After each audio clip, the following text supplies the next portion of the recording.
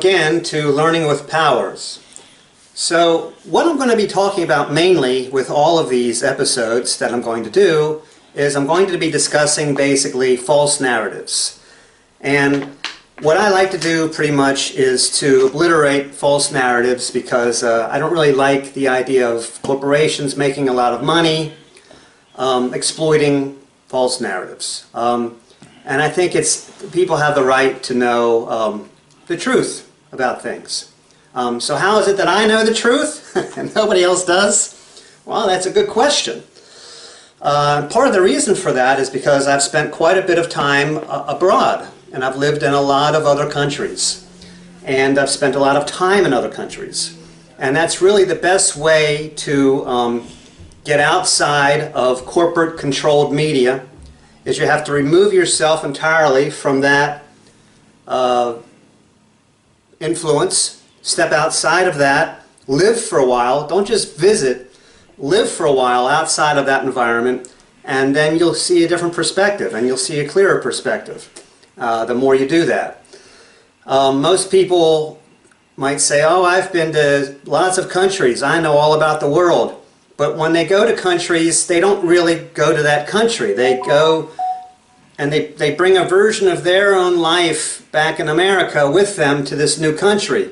So they fly on a plane, they're all pampered, they land on a plane, they're picked up by a limo, they take them to the hotel. The hotel's got TV, they look at CNN International or National Geographic International or things like that, that are all still very, very biased. And gives them their own bias, and then they jump in a tour bus and they drive around on a tour bus, in an air-conditioned tour bus, and they really don't learn or understand the culture. They think they are because they're looking at it, but they don't really understand it because they haven't really lived in it. And they don't understand what it's like to be there as far as media goes. And so media, of course, around the world is going to be a little bit different. And influences there are going to be a little bit different. So I have spent a lot of time in other countries, and so I have stepped outside of U.S. corporate-controlled media. Now, the U.S. corporations influence a lot, especially of the West. So even if you live in Australia or Europe or England, you're still going to be very biased by American corporations because they're kind of all connected. The whole West is all sort of connected now.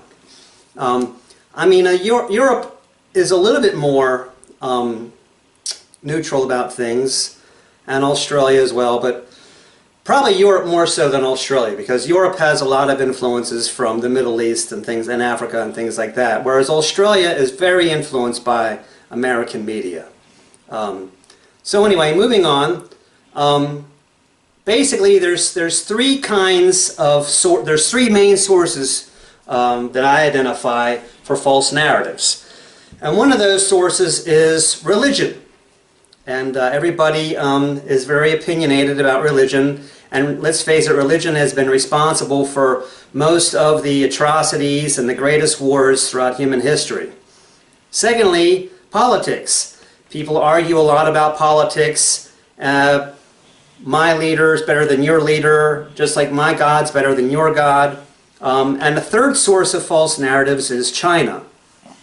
And mainly, we'll get back to that, but mainly it's because it's far away and mysterious, and corporations like to use that as like the ominous, scary them over there. Basically, corporations want you to think that the world is dangerous and that everybody is out to get Americans, and you better just comply or you're going to be subjected to all these horrible enemies that are trying to get you from the rest of the world. They're all after you. That's a false narrative, and we can get into that later on. But that kind of control, and so how do you make people scared? Well, we used to have a thing called the nuclear holocaust that everybody was terrified of. But then Russia broke apart, and that was no longer a threat. So now, oh my gosh, what do we do now? There's world peace. That's terrible. Now who's going to be the new enemy? Well, it was still Russia for a while, and if you look at movies, you still see, even today, Russians are always the really ruthless, brutal bad guys, you know. But also China has been made into the big bad enemy to keep people scared. Okay, so also if you disagree with me, and I'm sure that everybody will, because the thing is that I am not left, I am not right, I'm in the middle, which means actually that everybody's going to hate me. Because nobody's in the middle. Everybody's on the left, everybody's on the right. 50-50, it's pretty much cut right down the middle, especially in the United States, it's pretty much cut right down the middle, 50-50. But not everybody realizes that. The people who are on the right, for whatever reason, people who are conservative, are very aware that they're conservative, and they wear their red MAGA hats, and they very proudly boast, you know, I'm on the right. You know, they're very, you know, clear about they're on the right. People who are on the left don't know that. And if you ask someone who's on the left, they'll say, well, I think I'm kind of in the middle, and then da-da-da-da-da. No, you're probably not. You probably don't realize that you're on the left, and you need to realize that you're on the left, and just own it. And just own that you're on the left. And probably 99% of the population in, especially America, and even the West, so it includes Australia and most of Europe, is pretty much left or right. And the thing is, the reality is that both sides are wrong. And there's lots of false narratives supporting both sides. There's some truth on both sides also, and that's what keeps you confused. Also, what influences people against each other is that not only is it a couple of false narratives, but it's actually a series of false narratives. And so throughout their whole life, they've been presented all of these false narratives, and the culmination of all of these false narratives has led to them thinking this particular way, which is in fact a way that the corporations want them to think. And whether you're all the way on the left or you're all the way on the right, the corporations are fine with that. Basically divide and conquer. The more that you have people on the left and you have people on the right, and people on the left are saying, it's them, Republicans, those conservatives, that Trump, he's horrible. And the people on the right say, it's those Dems, those libtards, that, you know, Biden is horrible, blah, blah, blah. As long as you have people pointing fingers at each other, corporations are off the hook.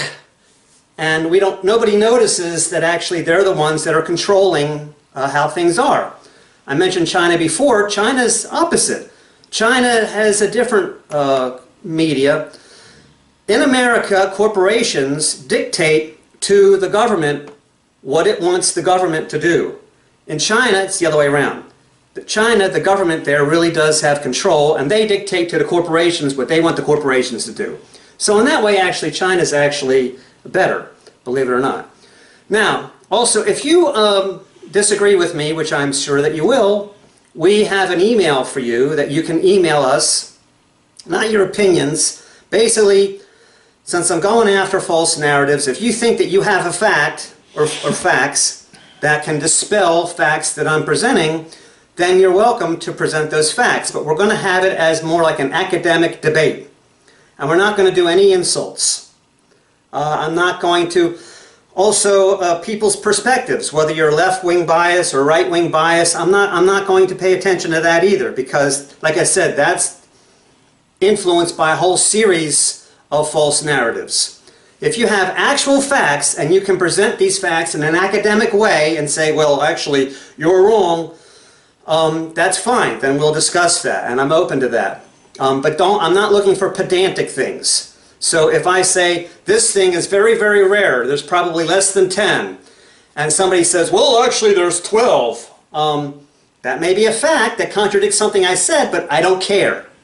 It's still very, very rare. Okay? So I'm not going to accept pedantic little things either, because if it doesn't change the spirit of what I'm saying, it's not relevant. Okay.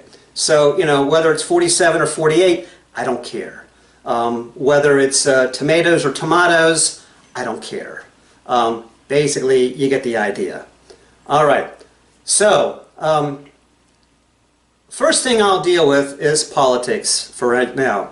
And as I was saying, corporations actually control the media. And they want things, what the corporations want is they don't want change. Corporations want status quo. And that's exactly what they're getting.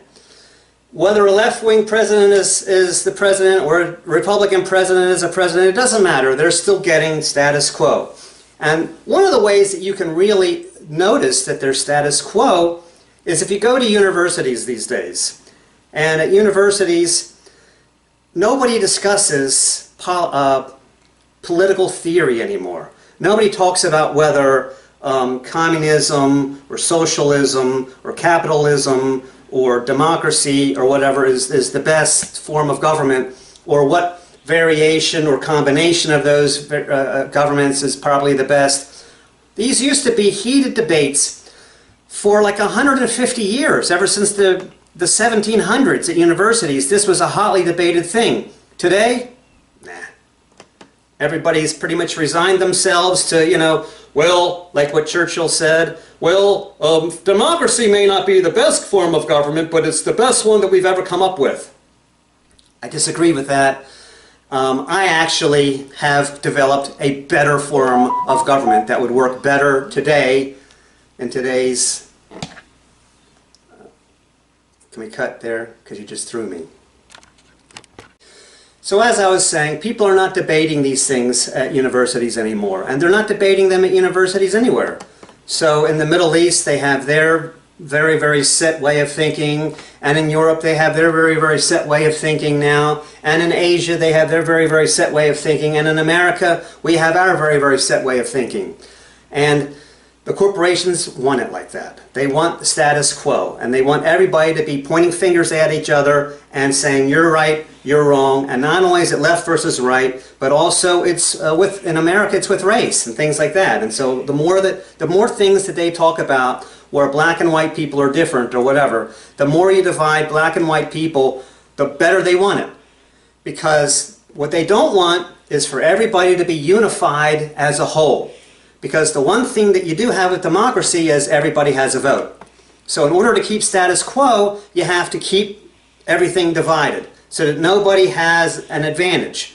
But if everybody gets together and says, no, no, we're not going to take this anymore, and everybody suddenly votes together, you could vote corporate power out. You can get rid of corporate power. You can get rid of their influence in the government. You can get rid of that. Within the United States system, there is a way to do that, but people have to be much more unified and not divided. And all of these things about not just race, but also like gender, things like that, you know. The whole LGBTQ, if I missed a letter or said the wrong letter, I apologize, is also about dividing people. There used to only be about like 1% of the population that identified themselves as trans. Now there's like 30% of the population of young people identify themselves as as one of them. And again, we're separating people. We're saying there's them and then there's other people. There's just more ways to keep everybody divided, and that's what the corporations want. Now, going back to my God is better than your God, or my representative is better than your representative, most people, and I mean like 99% of the population, are actually looking for a leader. They look for a leader. They want a leader. They want to follow somebody. Very few people are really independent thinkers. They think that they are, but they're really not. They're given the illusion of choice, but they're really not choosing. They're actually falling right in line with what the corporations think. And this is how you ultimately control the masses, which is what they're doing, and it's what they want to do, because they want status quo. They want to remain in power. They want things just the way that they are. They don't want people to vote them out. And if you're not following their leader, then they're against you. And one of the problems with having everybody so divided, left and right, is that if you say anything to the right at all, even left-leaning, but still right of the extreme left, they point fingers and say, you're one of them conservatives. And if you say anything that's, you know, left-leaning at all, or maybe not even left, but just left-leaning more toward, you know, extreme conservative, they point fingers at you and they say, you're one of them liberals, okay? And so it's hard to be independent and it's hard to be in the middle. Most people flock with one group or another group, and that's an instinctive thing that we've learned over millennium, is to go with the crowd, because the crowd will take care of you and you'll have a place of belonging and acceptance and everything, and it's a lot easier and safer to be part of a crowd. The other thing that I talked about was religion. And with religion, much of the world is dominated by religion, including America. In fact, America is one of the most dominated cultures by religion in the world. The only countries in the world that are as dominated as America is with religion is India and then the Middle East. But the Middle East, even though they're dominated by their religion, they also allow outlets that we don't allow, which is another thing that I'll get into. So religion, my God is better than your God. And in some cases it's a big problem. For example, like in Saudi Arabia, they report that 100% of the population is Muslim. 100%. Nobody has any doubts. Nobody thinks, gee, I wonder if that's really true. No, nobody? 100%. So obviously something is wrong there. And so we'll talk about that as well a little bit. And then the other thing I was going to say is China. China actually does a lot of self-promotion. And China is a very big and powerful country. And China is a tool that the media is using to scare everybody. And most people do not understand China. And China is not all bad, and it's not all good. It is what it is. So I'm going to explain a lot of what China is as well.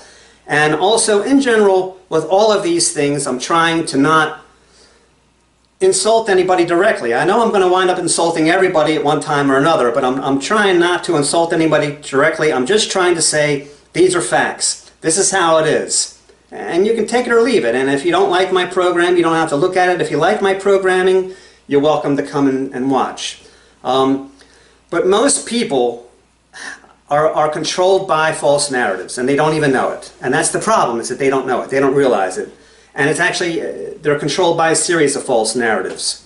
And most people who are in the masses, they are controlled by confirmation bias. So if you're a Republican or a conservative, you're going to look at all of those websites, and all of the things that you're going to see on the websites are going to just validate and confirm that I'm right, yes, I know I'm right, yes, and that's called confirmation bias. Another thing that we have to deal with is cognitive dissonance. And cognitive dissonance is like if somebody is sort of brainwashed. So like the people at Jonestown, when they first went to Jonestown, were very, very devoted followers of Jim Jones. And if you were to go down there and even present them with facts and very clear sound arguments why this guy is not someone they should follow, it wouldn't work. They wouldn't care. Don't confuse me with the facts. People don't want to hear the facts even. That's another problem that you have to work against. People are very, very set in their ways, and they're very, very happy to think what they think. They embrace their false narratives, and they love their false narratives. And if you come in and you shatter that with facts, again, not popular and not easy to do. So these are some of the things that we're up against. But what I'm just going to do is I'm going to just explain things for how they are, for how I see it, from having traveled around the world and spent a lot of time around the world, and having been associated with people from all walks of life on all sides. And also just, I've always been someone who tends to see things that other people are not, for whatever reason, able to see. And again, I found that all of my lectures that I was giving overseas were very popular. And so I'm hoping that you will eventually start to see the method of my madness and that you'll come along for the ride, and maybe you'll learn a few things along the way, and maybe you'll even enjoy that. And so until next time, the first lecture is going to be on Chinese paper and currency and history. So I hope to see you for that lecture. Until then, this is Scott Powers Houston with Learning with Power. Thanks. See you next time.